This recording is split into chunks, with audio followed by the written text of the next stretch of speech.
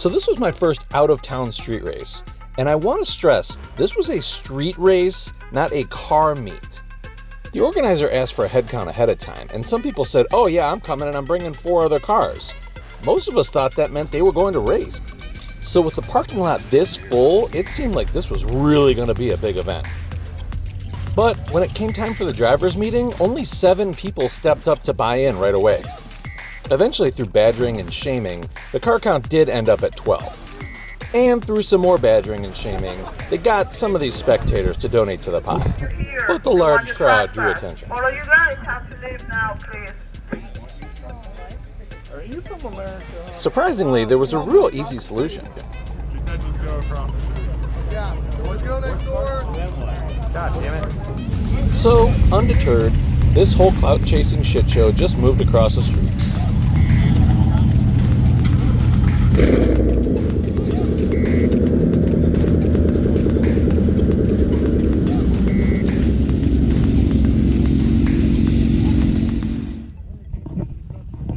So, if the people who are racing are part of the crew team, it would probably be just fine. There probably wouldn't be any police presence, probably wouldn't be a problem, but I don't think it's going to happen. The hive mind says to stick around, to stay around, to see if any drama unfolds, and I think that's going to... So everyone moved across the street to create another big car show, while all the drivers went to another parking lot to have a drivers meeting and park specifically for the people racing.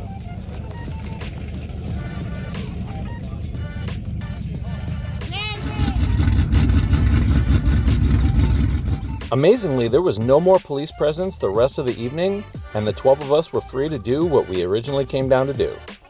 I believe we ended up with 10 Ohio cars and 2 PA cars, and they ranged everything from a stock Scat Pack to a killer 300 that Tim and I were really excited to finally see.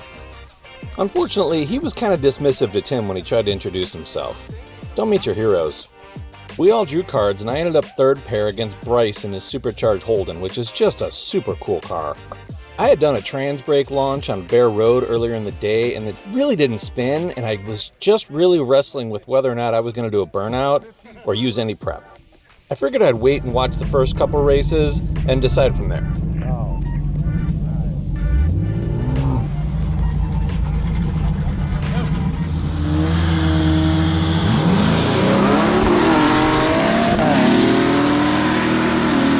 I was glad to see that the first pair didn't put much prep down, and I figured I was going to be in my element. But the second pair really did, and it kind of screwed up my program. W in the right lane, got him. What about his light?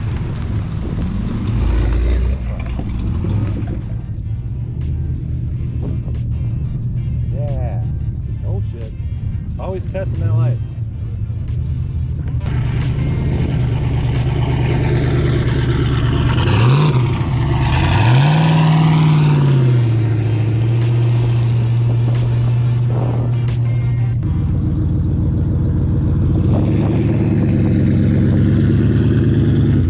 This road is really nice because it's 4 lanes wide, which gives a lot of extra room, but there was a decent amount of traffic, especially once the bars closed at 2.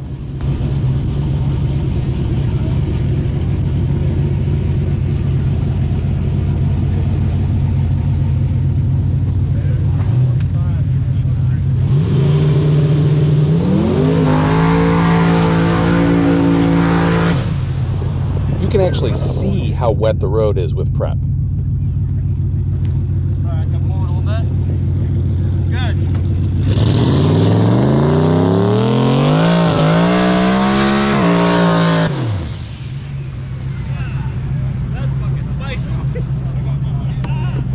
Huge thanks to Tim for doing such a great job filming while I was getting suited up.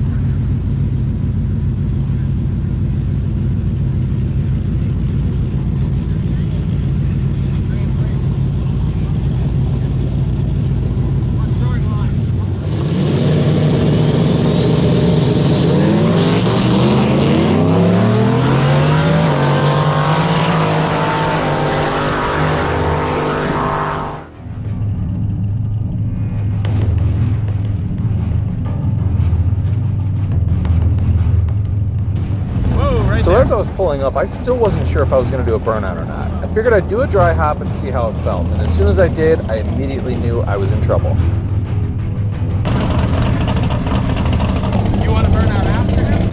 Chris Lane jumped in and helped line me up so Tim could film.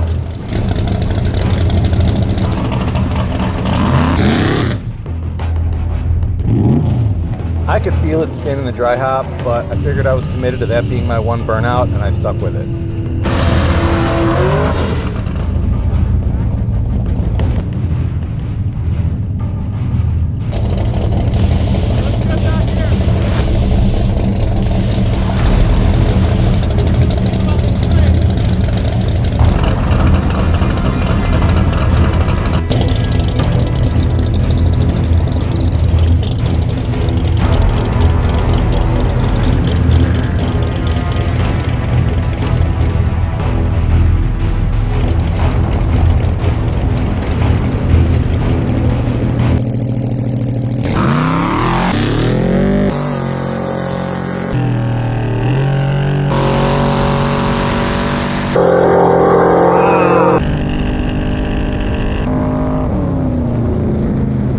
I had no idea where the actual finish line was, and we ran it out well past the 8th mile. I'm the first person to admit I gotta work on my program if I'm gonna do more races like this. But I was out in the streets like I said I would be, everyone dug the van, and it was a great night. And that's what stuff like this should be about. You shouldn't be afraid to lose. You definitely shouldn't be afraid to lose on camera. If you're gonna be out there, participate. This guy had a stock scat pack, and he still bought in, and I've got nothing but respect for him.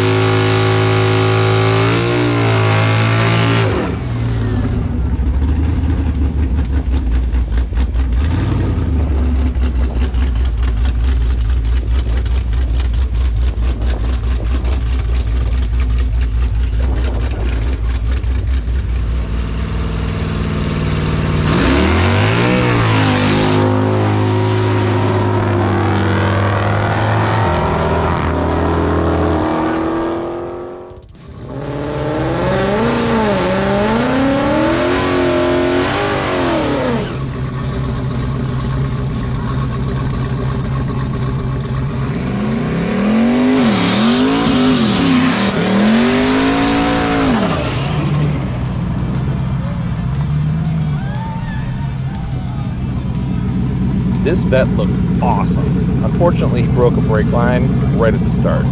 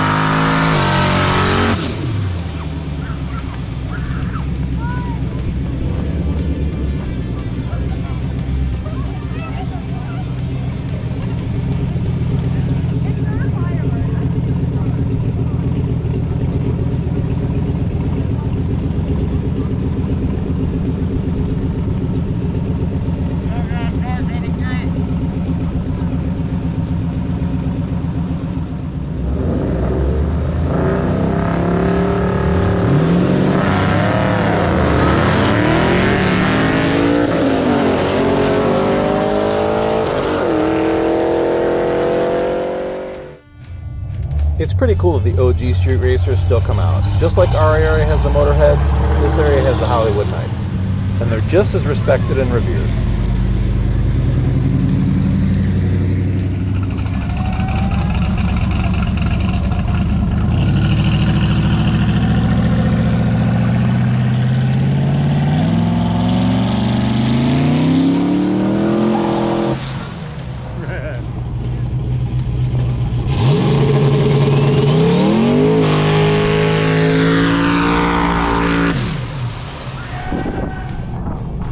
As the night wore on, mechanical gremlins started showing up.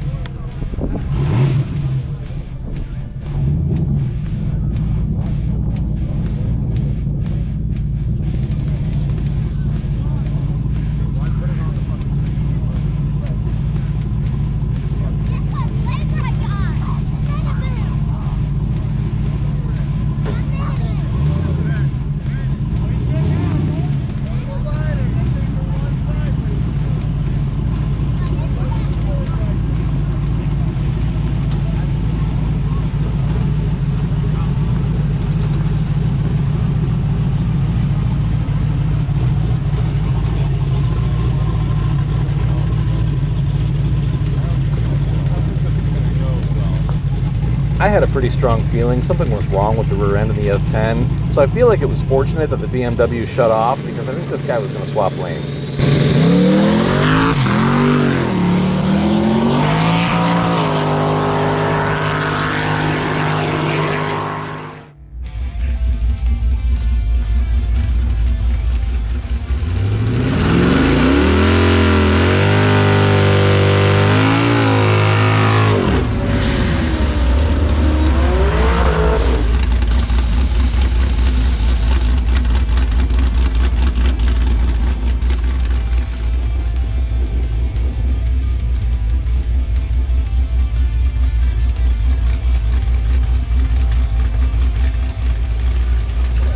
Up until now, the evening had gone pretty well. But right after 2 o'clock, the bars let out, traffic picked up, and this joker showed up.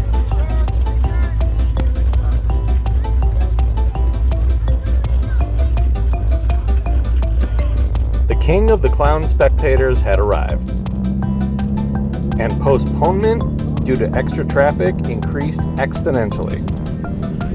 The cars driving by had no idea what to do, and the idiot in the middle of the street wanted to fight everybody, while also asking them for their YouTube handle. I'm pretty sure it took 3 separate attempts to get these two guys lined up and actually racing.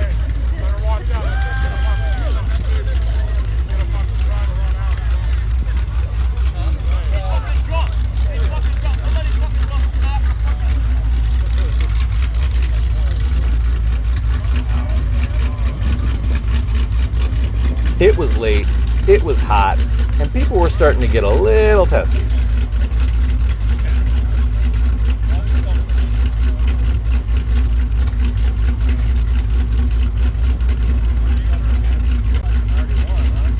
Yeah, right.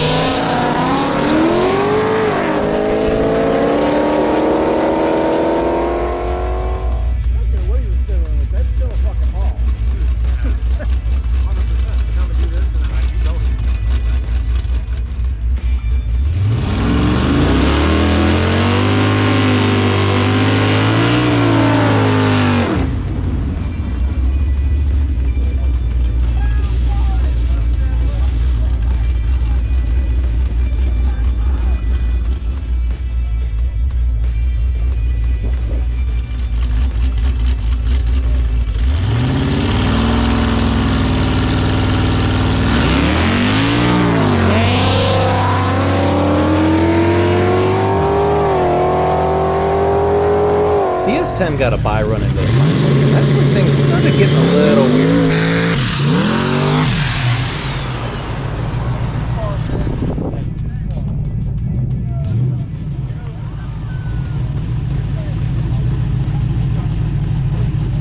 What the hell's dripping out of the quarter panel? Water? Water box.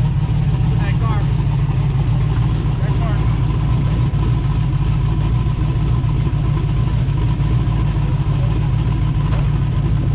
Apparently water dripping out of the bed of the truck onto the street wasn't a big concern for anybody. I get that it's behind his tire, but it's still down the whole lane. Right in the middle. Yeah, One way or the other. Whoa, okay, hold up. Thank you for your service.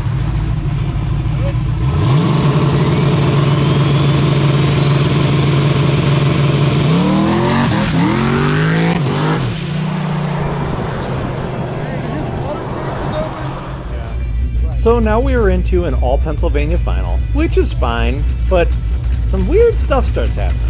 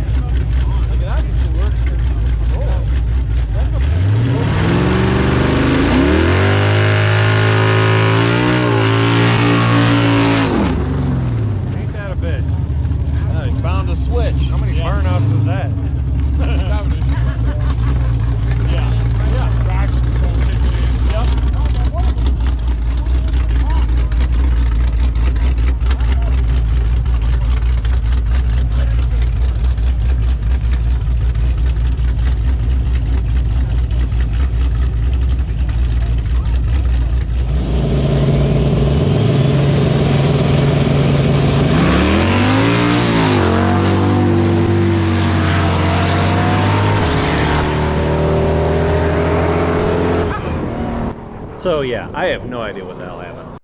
After the finals were over, there was definitely some high energy, a lot of trash talking back and forth, and some grudge racing started, but it was getting pretty heated. It was 3:30 in the morning, and it was time to go.